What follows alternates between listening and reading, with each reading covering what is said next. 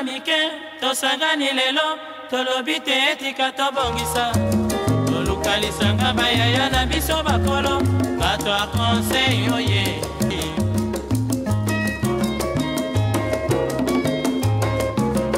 kobongisa mboka eponi motu te moto nyonso na mosala.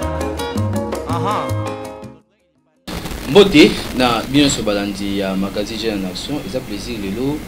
kozali so liboso na bino boyebi toza awa mpona kolobela oyo etali bilenge totalaka toujours intérêt ya bagene bamini gouvernement sama outi kobima bomoni bilenge ebele tobanda vraiment kozela gouvernement sama kombe mpona crise ekoti mingi na mboka tozo déplorer façon biloko emati na mboka eza kitoko vraiment te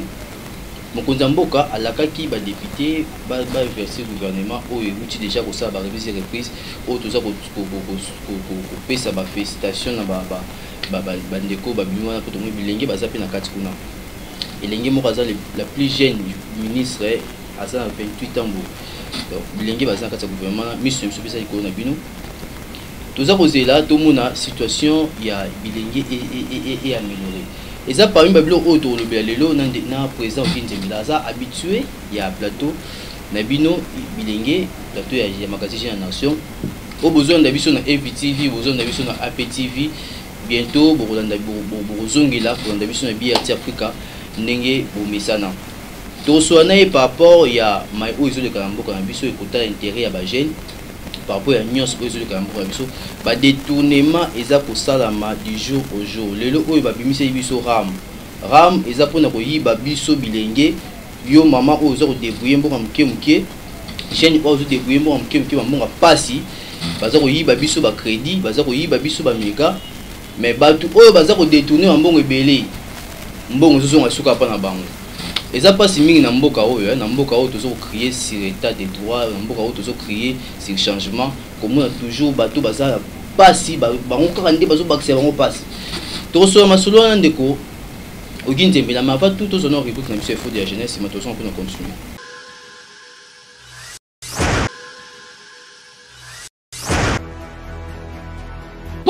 Kinshasa eye eye wapi na boutique de bima mère Renate Lebo biso ba etolula molato ya bozito pe ya bonzenga biso ba etolinga ko telema na ba marque italienne française anglaise allemande pe américaine tala esika ebongi na yo avenue au Congo numéro 322 UPN référence église la borne wapi esiko kozwa ba sous-sol riche ya ba griffe kenda sango ba tenue de ville ezanga lipasa basket pe sac à main okomona nulle part et bongo malasi déodorant bongo produit cosmétique ya siki penza maquillage bilenge make-up bozakale outil Renate Lebo a bosana pe banate livraison à domicile na Kinshasa pe na Europa.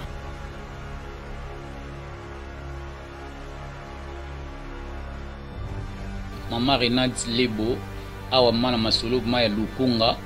na masolo maya lukunga mande ezaleli ye mutakangi masolo puis na commis de ngalier mado azab mado incomparable sepeli masu certifié na bapoli na ngana zui donc ni mo sentigi logo ma ya poto quoi Mère Lebo tondimi yo Mère Lebo poto na poto.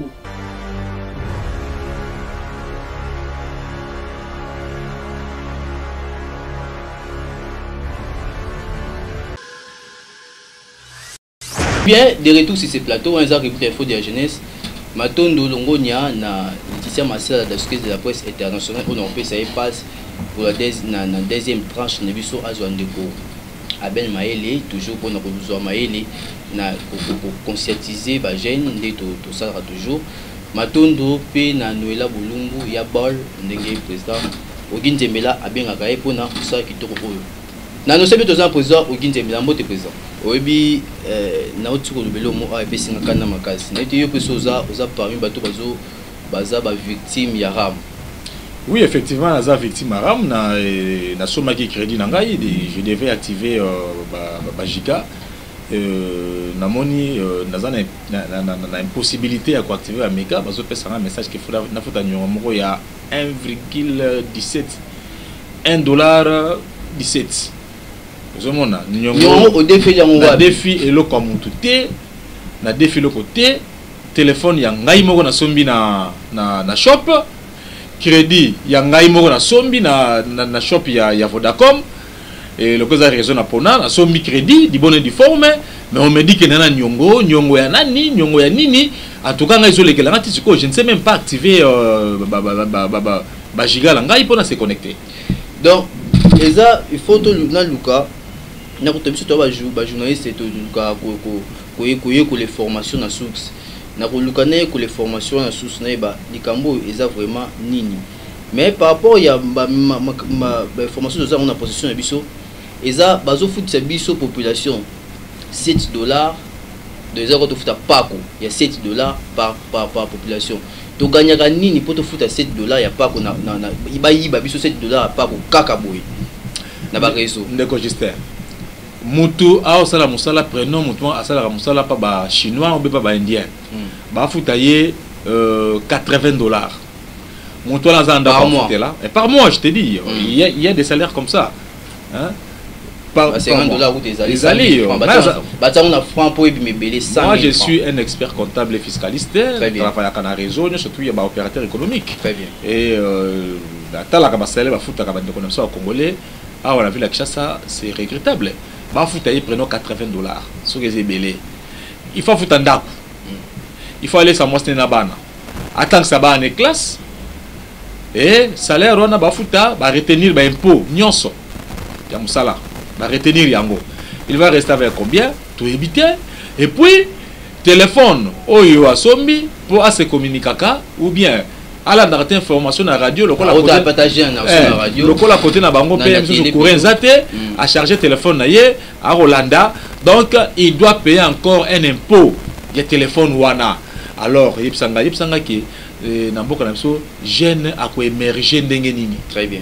est-ce que tant impôt wana ezala quitté est-ce que république ezala quitté parce que ba téléphone tanto bandi ba télécell ezoya ba comcell et comme ba réseau mobile aboye tout ça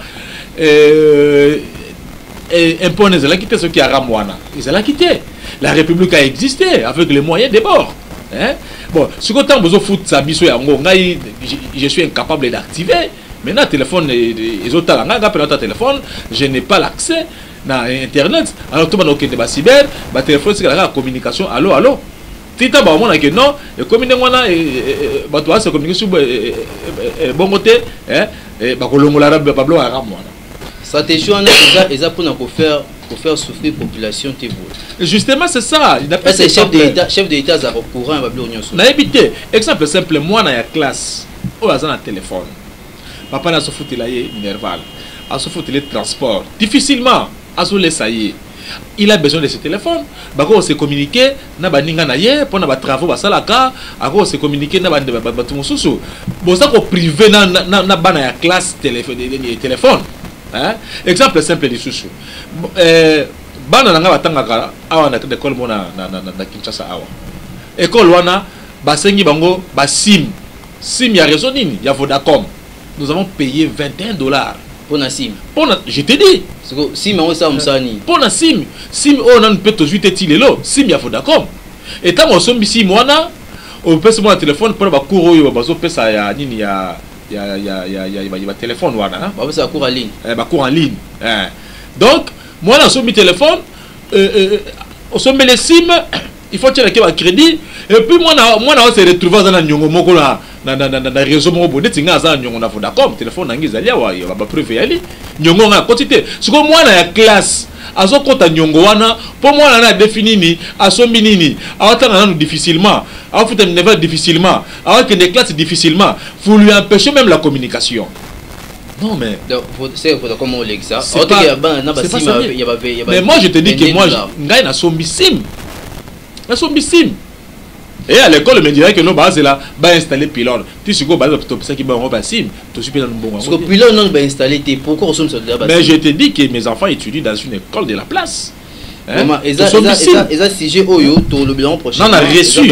reçu. Il y a achat 6 mois dans ndako. On a reçu. On nous dirait que non. Dans le bâtiment pylône était. Donc il devait attendre que bâtiment pylône après bâtir la sur la sim. non na suicide batia no pilon te. Très bien. Ça c'est grave. To avancer ba uti ko investir gouvernement ilukamba kala mingi te awa ezaki mukolo gouvernement Samba Lukonde gouvernement ya Union Sacrée na ezaki mukolo ya lundi. D'abord ba point de vue na yo par rapport ya makamnyo ndenge salami liboso ezalaki gouvernement auto ko investir en côté leur sortie à gouvernement bimi avant ça gouvernement ça non mais premier ministre ça non 2 mois pour à poser le gouvernement naé sortir à gouvernement ba député ba telemi yango ba bloqué chef de l'état avant ya sortir ba député solina bango et enfin ba investir en discours ya premier ministre na nyoso esami wa na discours na discours à programme ya premier ministre ni point de vue na ezani na nyoso wana. Bon gouvernement ya ndeko na biso sama ezali gouvernement otozako zela o nga azobenga gouvernement de la population. Ba benga gouvernement ba guerrier. Bon on a benga gouvernement guerrier, nga benga gouvernement ya peuple. Gouvernement ya peuple. Oh peuple azako zela pour ba trouver ba solution même pas au maximum mais au minimum il y a un problème au Tozana Yango. Très bien. Voilà. Donc c'est un gouvernement qui est souhaitant le bienvenu. Ça la plus pour l'intérêt à peuple et pour l'intérêt dans bango mon côté. Sinon, va se retrouver quand on a boîte tout, qui n'est pas quelque part. Oh oui. Donc ça qui tourne la tombe bango boyer bolamu. Donc là c'est un message dans le ministre. Oh. Ce va travailler là où t'es. Quatre na boîte. Mais des boîtes na minute oh le quoi déjà boîte comme inspiré ba ko ça peu mutuka tout ba quatre na boîte obi maître nageur observe que vous allez nager hein ba dit qu'on nager déjà hein alors là on va avertir le gouvernement o yesika o eboye hein ba que de la comportement wana te ils sont au service du peuple ba c'est la peuple musala po na bana na bango ba ko na bango bal baké batata na biso baleka kiawa basala ki peuple musala vraiment coup de chapeau boye bolamu bandeko gouvernement et nazako profiter sur occasion yo na remercier mokonza mboka na premier ministre oyo bakanisa ki kozwa mwana moko ya barumbu bacha na kati ya gouvernement oyo vraiment et ça les biso plaisir makasi ministre intérieur où ils ont contrôlé ma belle nyonso ya RDC azali mwana biso barumbu vraiment ils ont bénéficié d'un soutien total il y a Asbel barumbu avant tout à tout moment on a un problème à tout moment on a na posa na biso to la simanaye pour na ko soutenir yé pour azali mwana ya mabele na biso ndeko oginzembela ba remise et reprise et salami na ba ministère d'abord et le côté bilan on a plateau par rapport à la composition du gouvernement bosengaki bato ba travailler mingi bazonga isusuté par rapport à la composition oyo ba figure au moins na kati gouvernement to ba bino ba leader d'opinion bino ba président ya ba structure boza satisfait. Bon au moni l'homme un être humain n'a jamais été satisfait en totalité. Très bien. Mais ce qui niveau à satisfaction est un peu élevé, ça va quand même. La moni bandeko donc sur 100% il y a ministre baye au moins 90% bazali batoyo oyo baza répéter na solo mabete. Ah bon? Oui. Nanyo baza répéter na solo mabete. Non, na lobby 90%. 10% ezali. Mais 90% au majorité ba ministre je voulais dire baza répéter na solo mabete. Le premier ministre baza répéter d'année. Ministre intérieur baza répéter d'année. Ministre des sports, ministre de la jeunesse aza répété l'année. Mingi baza te. Baza répété na solo ya mabete. D'ailleurs on a dit que non ils ont intérêt à protéger ba honneur na bango, na ba valeur na bango, hein. Ato longwe ministre mais au longwe na honneur, lokola ba ministre ya fait papa Etienne Tshisekedi de Mulumba. Au moins ki ba longwe ba ministre ba longwe avec honneur, baza ki répété na solo mabete. Voilà un peu. Donc na bandeko oyo basala kati ya gouvernement sikoyo ya ndeko sama bandeko yo ba mesana ki na kosala misala la bango ya bien te wana ba se corriger ba zo rythme ya bandako ya bandeko ba isika ba bebisa bango te bandeko ba isika nde ba suka bango ba bonga baza batu ba ko pe ko changer priorité ezani na gouvernement o priorité ezali d'abord pour na jeune priorité ezali d'abord social encadrement jeunesse et puis sécurité ya katamboka. Donc 3 priorités oyo ngana ko beza wana. Sécurité territoriale, social et peuple congolais et puis encadrement jeunesse. Et que ça d'abord tozino encadrement jeunesse tozi sous na côté social le lengeni do tozino volet social oza expert comptable de formation. Premier ministre a proposé budget moko il y a 12 millions l'État martial là 12 milliards des choses comme ça. Oyo gouvernement na yé ba reproduire le lengeni ba reproduire mon solo wana tandis que ba détourner mais ça ma kaka ba ministre est-ce que ba réduire ba nombre ya ba effectif ya ba ministère na bango ba ko réduire ba déplacement na bango ba voyage na bango ba ça pour ya on peut bimisa mbongo mingi est-ce que le lengeni imagine ba ça là yo était expert comptable moni budget ezaka prévision eza mbongo toza nango te ezali tokozala nda mbongo tozo compter na ba recette fiscale na ba recette parafiscale ba exportation tout ça là et puis mbongo ba partenaire oui ba ko sunga RDC nde sala ka bongo. Alors le premier ministre a qui na 12 milliards hein na 12 milliards, c'est-à-dire que nous devons travailler sérieusement pour corriger ba moyen wana. La corrélation est ici industrielle et en boka na biso ko surveiller le secteur économique, ko surveiller paiement et impôts et taxes et le cognon sur eux ko tsambongo na mboka, il faut la surveiller et suivi de près pour mbongo ekotato atteindre budget wana. C'est vrai que non il y a ko fixer budget na 12 milliards mais au moni que budget na et l'équipe nango 12 milliards donc mbongo ekoté belé ko le 12 milliards. Donc il faut qu'on recadre certains générateurs et recettes yamboka na biso quant la production PIB na biso ce qui est cause à combien donc bloc autour c'est ce qui fera que non budget la biso ils la respecter. C'est ça. Donc attendez-vous que non nous allons payer les impôts et ben impôts tout foutre la taxe ils impôts la taxe moko réel ils la impôt marque ba téléphone té bozo na mwana mukie aza ko futa nini bozo ko kate mbongo ara mwana classe voilà au moins ben impôt le quoi ba TVA impôt le quoi TVA il faut qu'on serrer à mon casse parce que le TVA même les bébés payent le TVA hein? Les bébés payent la TVA bébé parce que en achetant le lait de ton bébé au moment montant en TVA à la katiwana au fouti yango au jui miliki OK comme ça moi ndako donc c'est le bébé qui a payé la TVA donc il faut qu'on recadre mbongwana ba poche nyonso donc toutes les poches fiscaux où ils allaient trouver koluka ko tonga yango de façon que non bongo et donc ba recette fiscale ou parafiscale et ko yakate et bimarate et s'évapora raté. Tout dans ce que Evans voilà au PC aujourd'hui au PC ma capacité de technicien tout ce qu'on a et ça les il y a mon solo yango une fois mon solo yango déjà quand même bato ba futi ba pas qu'on a bango lenge sengeli mon solo na l'état na kati ba et ça les siko na on a kati ba ministère et pas ya bato to tiko déployer à to kota isolongo mamba ya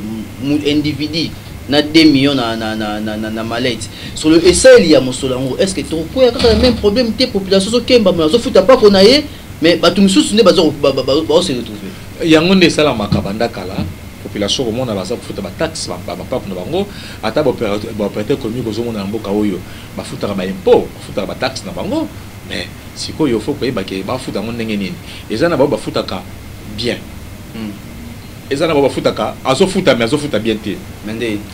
c'est-à-dire que azo minoré au lieu ya futa par exemple $50 et a futi $20 à minorer à kosi boti omoni bloc et ça la mingi na ba expert comptable ne ba sala bloc wana pe moi mingi naza ko benda matoye bandeko na biso ba confrère na ngai ba expert comptable to sunga mboka la biso na ebini na oloba au moins baza ko minorer ti a futi na ye mais a futi ndenge ifalaki a futa mpako wana ti ça komona mususu pe catégorie muso mona a kofuta tie ceux qui bato l'état ba ye a ko benga ba colonel ko benga ba généraux ko benga ba ministre pour ba couvrir po azo akanyaka na ye apesa ngambo kuna makambwana il faut si là na epona ko na suna mutuna na yo ndeni ba contrôler ba ministre ba impôt ekoti so c'est le mbongo wana yango moni mokonzi ya mboka atie policier munene ya mboka oyo en matière de finance na détournement économie vol monsieur l'IGF ngana mena ki monsieur l'IGF yango moni IGF osa musala ya ko auditer IGF wana za pe na tâche facile parce que IGF azo mona na mais soit na l'état résultat sur mon na malamu komate te résultat zo mona na parce que IGF azo kanga akangi donc IGF azo constater très bien a constater ki moyibi ya moto IGF azu biloko na atia na disposition ya justice ba justice abazo kanga ko zo monte ba kanga so ba kangi moto ake boloko abike nazo futa afuti arobi mati bon bino lingi so kangi moto ake boloko ayibaki ake boloko afuti azala kana boloko on appelle ça sous justice te hein et c'est qu'il bakangi moto bakangi ayibaki 1 milliard ayo savanga 1 milliard nanga yango est-ce que yo kina nteke no ba ministre mususu na bato mususu oyo IGF a contrôlaki ba ngi bakanga bango alobi ke no te ngai soki bungai bongo kaza mbongo nanga na futi yango ba otika iti ba otika ya zongi na ndaku tout ça va na ye afuti mbongo na ye na amende afuti il est libre ba otika iti président Ginzebila TV eza ngonga to za ko avancer to beta non lisolo momki par rapport à l'arrestation, il y a honorable sénateur Willy Bakonga, Oyo, Otego Beta Isoni, Najaki pour Braza, et puis s'est retrouvé Kabamoni dans l'avion, tu as vu sonner, qui va condamner les lots 3 ans de prison, satisfait ou bien moi, mon thème pas c'est ça. Bon, dossier à Willy Bakonga, personnellement, je suis insatisfait. La condamnation naïe. Pourquoi je dis ça? Ndeko Willy Bakonga azaki liboso na sport. Même comportement na ça qui na sport parce que na sport ça audit azaka na sport oui bité comportement ni ka ça sport. Dans lobby oya yibile lo seka yibaki lobby. Akoyiba so lobby ozoya. Ça dit que audit na ye fallait que banda depuis azaki na sport balinga ba comprendre que o ba reprocher le na vol eza yango te en réalité ezali belé koleka parce que ya otaki ministre de sport aye boye tout ça hein mais de condamnation Willy Bakonga nga sepeli na yango te ata moke pour l'année aza akoko zo 3 ans ti ezali dernier public oyo oyo ndeko Willy Bakonga atie maboko et puis ndeko Willy Bakonga mbongo wana eza ya banani ezali mbongo ya bana na biso bana classe. Comment on détourner mbongo ya bana classe ya bleu blanc? Ça c'est pur encore. Second président ça le point de cogiter ndongo zo kende boyi na âge na yo. Omoni mwana zoleka na saki na ye na mbongo et tirer tes ko fungoma moi songa mbongo ebimi yo ndeko cogiter oyibi mbongo mwana wana. Ozomona degré ozodoki ya kimoyibe ozala. Oyibi mwana mbongo. Moi za mbongo zali destiné, c'est là si ça ne registre. Et za mbongo zaki est destiné na gratuité. Oh ya balaye. Procès à Willy Bakonga ndeko, il fallait qu'il basa Willy Bakonga procès public. Procès public de martyr wana ba juge ba ye ba tana ba vandona ba bengi ba na classe nyonso ya RDC ba toni na ba bleu blanc mais c'est ça ba para ba vandi koto ba para ba vandi ngamboyo ya tribune d'honneur na bano ba roya na ba uniforme ba na pia c'est fini ba rosa ba na te ba école privée ay mbongo azu ezali ya ba école publique ba na ba toni na martyr bleu blanc na ba messieurs na bango bangonde bazo samba na Willy Bakonga asami azali protégé quand même na immunité parce que boyebi ki aza sénateur a tu ko reprendre siège na ndeko na azali promesse non il n'a pas il n'a pas yazwa ki siège ta et ça là contentieux yo tala quitté et ça là contentieux mais petit frère Willy Bakonga aboya kiti honorable atika ya cédé déjà presse ndeko Ginze besoin d'information au moins siko c'est ça ndeko Justin mabe oyo tozo boya na mboka oyo au mona sénateur Oginze Mbela premier suppléant là ye moi si ya Ogi Nzembela. Maman Nzembela. Deuxième suppléant, qui a Ogi Nzembela. C'est-à-dire que ceux qui n'ont eu mandat à l'État, dans soit la société, l'entreprise publique, ou bien le ministre, c'est lui qui me remplace automatiquement, et ça, madame Nangaï, Tole qui Nangaï. C'est-à-dire que, biso ba Ogi Nzembela oyo, tu as eu qu'on tire à droit à Willy Bakonga, na Moka oyo. Pour y sera à Longwe, sénateur, à quel ministre, les qui n'a pas de bon la famille na bango.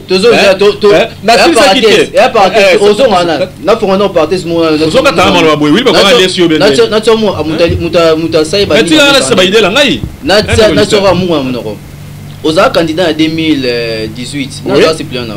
Mouta qui suppléant la ngaï azandi mouta province ta province suppléant la ngaï azam mouta province ta ngaï té ezala qui Christian Mayele premier suppléant deuxième frère na yo azabo frère na ngate Christian Mayele azabo frère na ngate azali jeune ya Barumbu na kati ya mouvement na ngaï Asbel Barumbu avant tout deuxième suppléant la ngaï ezaki monsieur Stéphane Diassi ou azam mouta Congo central qui n'a rien à voir avec ma famille il y a un monde faut ça là.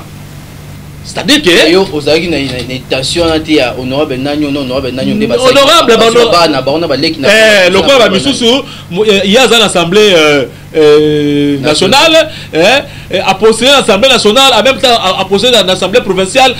na basibé na yo koto madame na yo koto mwana donc mbongo tourner la famille mais mwana ba na courage ya le candidat akoy pe député boye travailler pe na parlement té qui famille na ya beti ko ba aux ministres au moins bazana na courage ya le candidat TV ko koloba ba donner les leçons bazomona tozongi na dossier ya Bakonga procès wana il fallait que ça na lobby bana classe ba tondi na stade plein bleu blanc na basak na bango biso ba parents to vandi na tribune d'honneur bana classe na ba monsieur na bango ba vandi na nini ba gradin baza ko sambisa Willy Bakonga na bana classe pe baza loba alors ndenge ba kena ngo kata makama Willy Bakonga personnellement nga en tant que leader d'opinion président ya mouvement monnaie lokola Asbel Barumbu avant tout na dynamique j'ai en action na CPI la montée et puis en tant que parent dans ce pays là yango tie et puis ne resuki wana tie aye qui sa prophétie ya maître nageur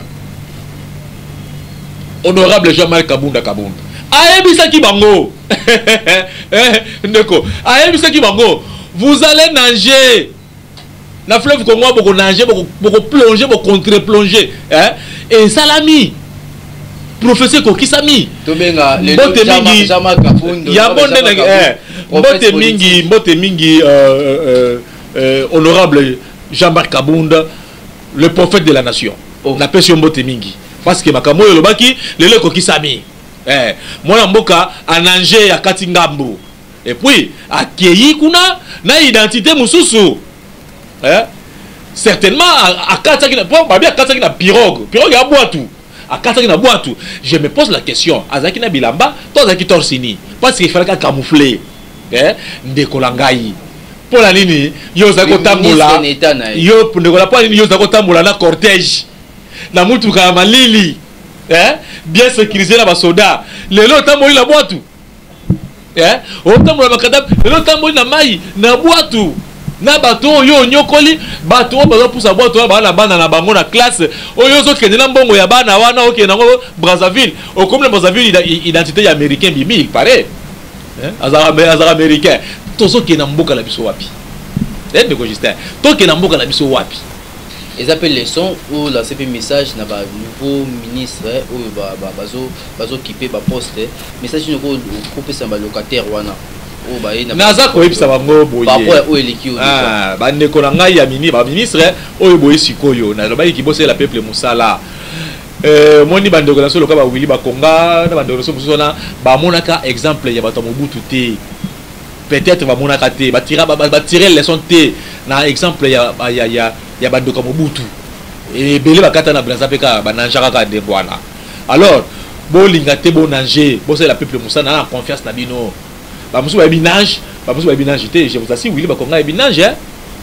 bino peut-être bo binage te ba koya okanga pino au-delà de cela na linga kina expliquer kulutu na ngai mokia oyebi eza malonga te na homme politique ils appellent plutôt côté en politique local la mokia batcheli motema que un jour à diriger Mboka oyo ngai na landi de konanga mokia aza koloba makama wili bakonga lokola soki ezali harcèlement ya bande ko Équateur soki neni na habité ce n'est pas dans ce sens là de comment ka ko sula yango oyebi tangu bazwi ndako zaki na mboka ngoi kasage ba pesi mokia pour la nini ba kasayen ba bakite ke ezali harcèlement ya peuple kasayen ba koboto la ngoi kasage ndako ba pesa ngo mokia te justice est gagnée. Quel Kassaïen tellement qui a aussi tort, à part moi, il y a Boyka Sanjé Moko. Tous les Kassaïens, avant qu'il y ait, quand tu vas bêtiment, beaucoup, bien, tes ans, il y a Moka, beaucoup de choses, Mokia, beaucoup de Mokia Ndakunaye. Mais comment Mokia, quand le Bablo a niveau à Mokia, alors on va commander, on a au côté là, Bakonga, on est en Bakonga, ce qui est bon, à Kabola qui n'a Mokia. Et ça qui te côté de go, quand il y a Gabi, de la maison de Bengayo, Makambu Mususu,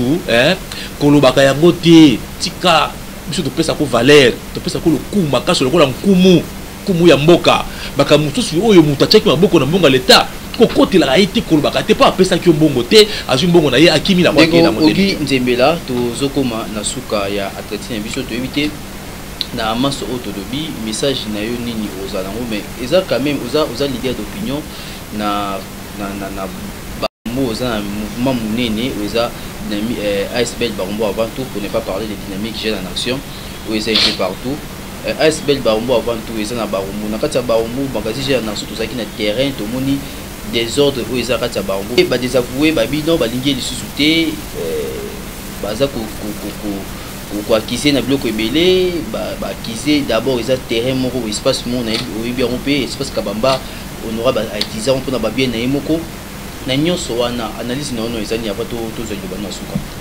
Bon, oyebi ndeko bandeko ya jeunesse wana ya jeunesse conseil communal ya jeunesse, ce sont les élus, ba élus bango, ba vota bango te, ce sont les élus. Ndeko bimo la paix aza élu. Entre ba élu, il fallait qu'il ba solo là. Ceux qui ba solo lité, ceux qui ba yokanité wana eza kotala bango yo ba eli nga aza eli te bango nde ba eli wana ezotala bango mais soki eza sango oyo ebetaki na bango mbonga pe na okaki yango na oki keno jeunesse ezo réclamer makambo ebele pa ya ndeko na biso Roger Bimola notamment utilisation ya espace Kabamba. Oui justement omoni espace Kabamba wana ezali espace biso to ça qui makelele mo ebele to komaki mikanda mo ebele mais mikanda na bavandela ki yango sans suite et bandaki na groupe ya ba leader ya d'opinion ya Barumbo et sangono se tambolaki na Barumbo mobimba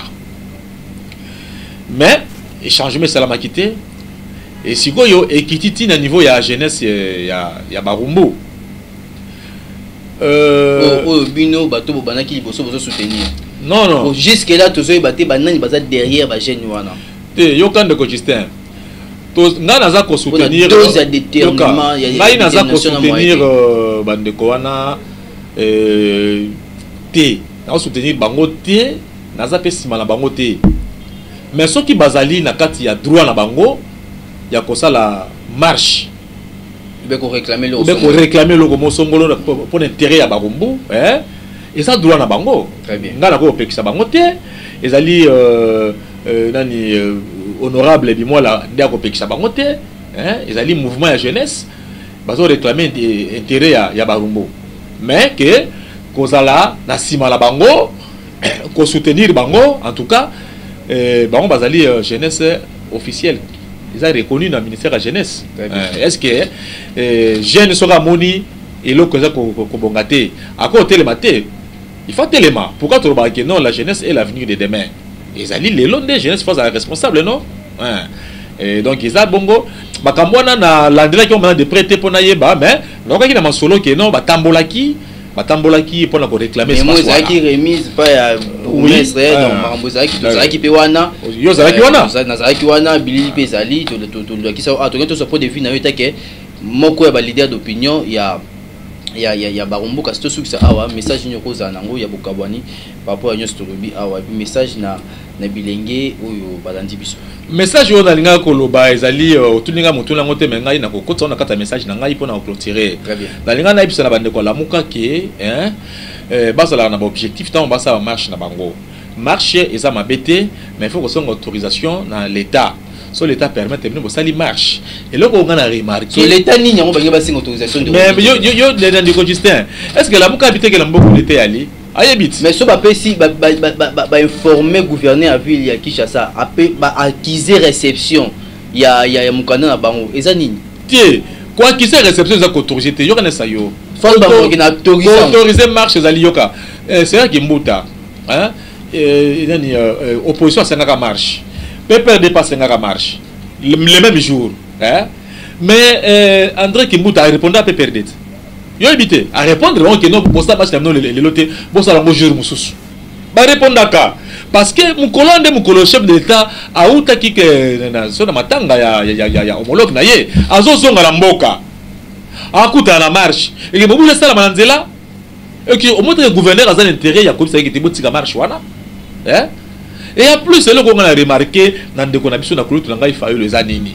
À chaque fois, ça la marche va réclamer le Komoko. Il faut réclamer Nini Bitumeza la Est. N'est le gars réclamer à Wana. Et ça m'a bé. Et ça m'a bêté. Mais yoka sikoyo. Azo Bosanake, o aza pene na ye wana de komosito fumumpa. Coordonnateur actuel il y a la Mouka même où tu as créé une sécurité alors baki yango alors qui tu créé une sécurité na RDC pour me pour investir bayati maintenant il y a l'insécurité insécurité la Mouka to ngeni à chaque fois que il y a la Mouka il faut intervenir bazo anda biso quand même il faut tout kato tout ça makamusu tout ba kamusu calmement pour ba comprendre peni to so ba insécurité ezana est wana exista avant Moussito sa déclaration ou bien après Moussito sa déclaration. D'accord. Et existe qui avant Moussito sa déclaration. Vous savez quoi? Si quoi est commis makasi. C'est que les alliés parmi peu objectif naïe il y a créer une sécurité. Quand il y a la sécurité tout le monde concile ça yango. Yo zo ko baki on créer sur une sécurité. Si quoi yo insécurité si quoi yo yangwana et se présenter et commis munene tout le baki dokinani. Oyo abayi que mona okufati. Est-ce que si c'est ah de Justin non tu vas mourir mnogo quand même nesengo comment asuka oza quand même nesengo l'air autant la vidéo ndé bazo boma bande ko na biso na est et ça quand même nesengo nakoki ko sepelate atamukie oyebi moi j'ai beaucoup d'amis na est wana na surtout na beni na ba quand de beni na bango classe baza kuna basala musala kuna et ko basambo ya mawezo ya trop ndeko muninga tela kufaki boye asala ba kufaki exemple semaine neti le ministre ambassadeur ya Italie au fait kuna c'était un ami un grand ami à moi et ça ngai c'est monté mais tant que sikoyo ndeko basala marche yoka to le monde na logique ya ndeko musto alobaki que a créer la muka a créer sécurité na territoire mbaire de to le logique voilà sikoyo tant que basala marche Obelo va remarquer tout ça marche. Première chose c'est la manque de la sécurité à Beni Gaga. Il y a est. Insécurité la Beni da est. Bon abou ko fa to kay marche. Ba to boli ba pina fa la kati marche. Oh futa pina la ngai. Bo futa pina la ngai. Bo futa et qui la conteneur la bilokos. Bo futa na ligne ba fini ba pina ya nini. Il y a un rond-point qui prend zaté. Dans le pile qui prend zaté, ouais, on a une bilokos na poto. Bon foutre la boy la ngai futa pina. Marche katani. Vous comprenez? Si koyo deuxième marche yo. Deuxième marche yo. Ba sali susuka kapona insécurité à est. Oh téléphone la ngai la kiawa. Téléphone la ngai bungi. Ba ibinga téléphone la ngai. Buluka la téléphone. Mais oui. Est-ce que ne consiste est-ce que yo yebite ke buru esami ke téléphone ya ndeko fait le bungaki. Nebso on a ebi. Nebso on a ebi. On a ebi ça que le même jour il y a marche après marche si comme on attend la 10e rité et ce que na Tchankuna mais le même jour il y a marche la police ba qui ko saccager na siège il y a SID on a ebi ngwana lundi tozaki mardi na siège SID na porte de presse lundi sous ba militant auto éviter so il y a pas de Justin ba ko attaquer yo zolo makama lundi nga zolo makama ya marche nga zolo makama oyo nga na yebi même samedi zolo makama mbale oyo yebi na nga na yebi yo yebi makambo ya décidé na siège lobi lango téléphone ngai bunge bolo la téléphone ngai sinon na koto pour na nini comportement un leader aza muto yo aza un objectif d'abord bakindaka biso toza mitukati mais tant to que ba marche la tiki mutuka la contact na palais na ke marche po boko kima mbangu ba na mutukate papa tient secret de mulumba ça azo ki ba marche yo mo le mutuka na sima na ye to boli pitela nga ya we linga na ki ponza te non marche bakindaka yango ozo kinde marche na ketchi na yo na polo na jean ko yinda bien we wa pembe bien we wa pembe so ke yinzo mati we wa yimo pasa la marche atiki we wa na ndako yo yena jeep ndenge nini téléphone likama téléphone ozo kanda lo bangote te to clôturer ndenge téléphone bunga ki marche katani to clôturer il va vous carbone na pesi kulutanga fa yo mbote bien madidi na pesi mbote mingi na pesi mfumo pa mbote na pesi na tomeli boye bolamu na gouvernement sama na pesi nani bana noso ba mbote wana za base na ngai en tout cas Chikwenta ne tombera jamais ndenge to lobaka biso na kata ba to lobaka bongo Chikwenta ne tombera jamais na pesi bango noso mbote ba jeune ba papa ba mama na pesi bino mbote nga molobe na bino ngai yo na pesi bino mbote vraiment kimia mokonzi za na bino na pesi mbote na mokonzi ya chaîne oyo na mokonzi magazine oyo jeune en action vraiment nzamba pambola yo na opportunité au pesa kabiso to les kamikono et puis na pesi pona ko sukisa Fachi Beton na pesi mokonzi mboka mbote ya bwana wa mbota suko pesi na Fachi Beton ye a clôturer Fachi Beton très bien mbota suka ezaki na Fachi Beton na ipe na remercier président Ginjemina parce que magazine jeune en action année où ndé ezoko sa 5e anniversaire non 5 ans d'existence nango donc to organiser et le moko to kaming to moment déjà ba sport c'est ba no les cas to organiser le moko vraiment eza par rapport à ba appui na bango eza par rapport à soutien na bango ndé to tenir koko ki sa 5e année oyo to célébrer vraiment na ba moyen ki auto vraiment merci beaucoup na ndenge zo ko accompagner ba jeune et ndenge zo accompagner magazine jeune en action de continuer avec les tiers martial là pour tika musalo tita que jeunesse RDC non comme responsabilité il faut tout le monde que nos jeunes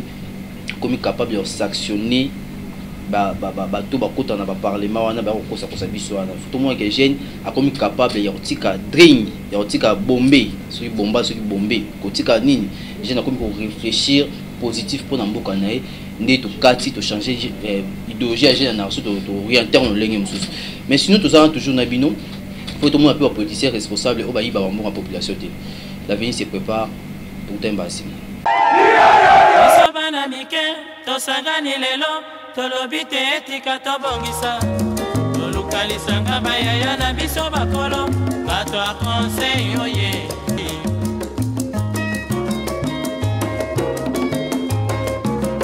Kobongisa mboka eponi motu te